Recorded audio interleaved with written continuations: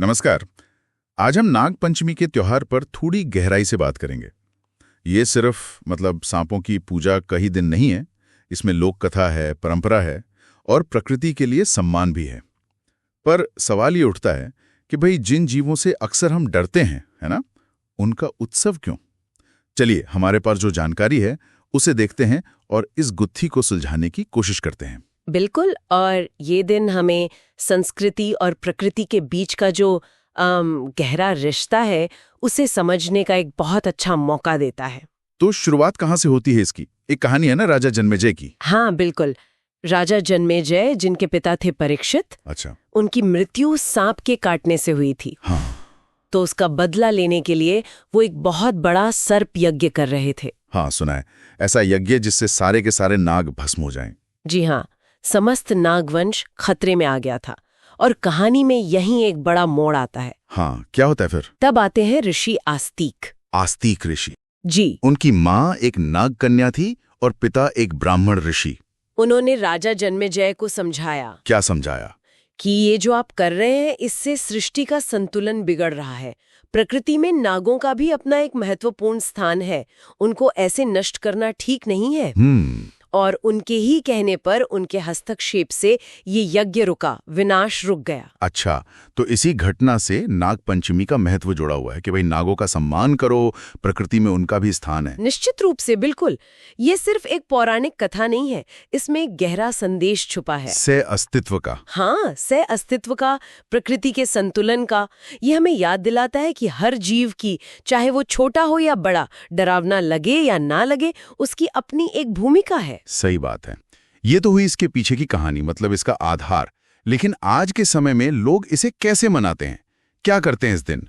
पूजा कैसे होती है? हाँ, तो आज के दिन लोग सुबह स्नान वगैरह करके घर की दीवारों पर या कभी-कभी कागज पर भी गेरू से या हल्दी से नाग देवता का चित्र बनाते हैं। चित्र बनाते हैं? जी। या फिर छोटी सी मूर्ति रखते हैं, मिट्टी की या धातु की। फिर उनकी पूजा होती है। पूजा में क्या क्या चढ़ाते हैं? उन्हें कच्चा दूध चढ़ाया जाता है, दूर्वा घास होती है वो चढ़ाते हैं, अक्षत यानी चावल, फूल, चंदन, ये सब श्रद्धा से अर्पित करते हैं। धूप दीप, मंत्र वगैरह? हाँ, धूप दीप जलाते हैं और मंत्रों का जाप भी करते हैं। जैसे एक सरल सा मंत्र है, ओम नमः नागाय। ओम नमः नागाय। और मैंने ये भी सुना है कि कुछ काम इस दिन करने मना होते हैं, जैसे जमीन नहीं खोदते। हाँ, ये भी एक महत्वपूर्ण मान्यता है। इस दिन भूमि को खोदना या हल चलाना ये सब मना होता है। क्यों? इसके पीछे क्या सोच है? माना जाता है कि इससे जमीन के अंदर जो सांप या दूसरे जीव रहते हैं उनको कष्ट पहुंच सकता है। तो ये भी एक तरह से प्रकृति और जीवों के प्रति सम्मान दिखाने का तरीका है। अच्छा, हर रस्म के पीछे एक सोच है, जैसे दूध चढ़ाना। जी। इसका क्या मतलब हो सकता है? देखिए, दूध को अक्सर शांति और पोषण का प्रतीक माना जाता है, तो शायद ये नागों के प्रति एक शांतिपूर्ण भाव और उनके पोषण की कामना हो सकती है।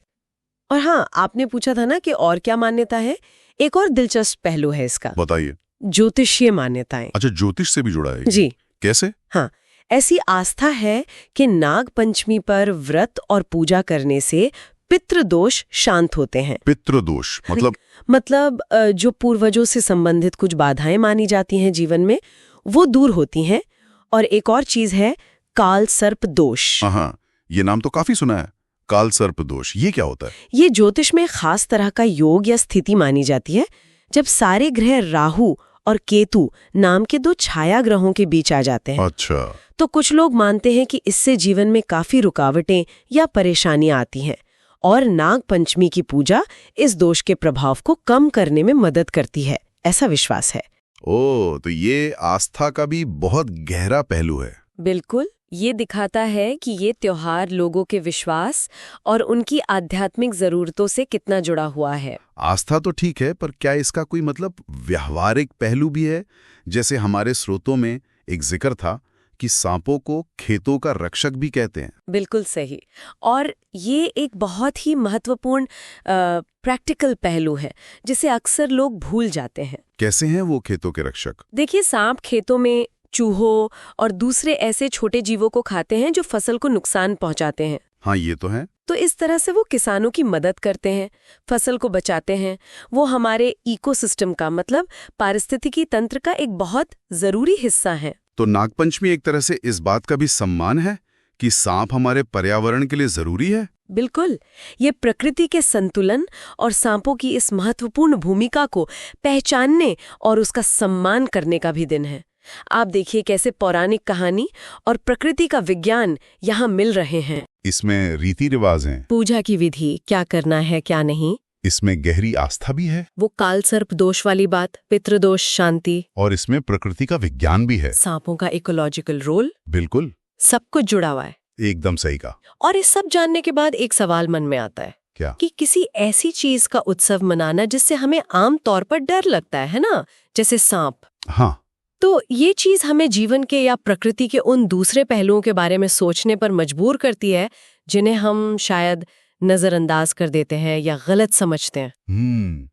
ये सोचने वाली बात है कि डर के परे भी कुछ है, शायद सम्मान या जरूरत। बिल्कुल, ये त्योहार हमें इसी संस्कृति और प्रकृति के बीच जो एक लगातार चलने वाला संवाद है, उस पर थोड़ा और गहराई से सोचने का मौका देता है।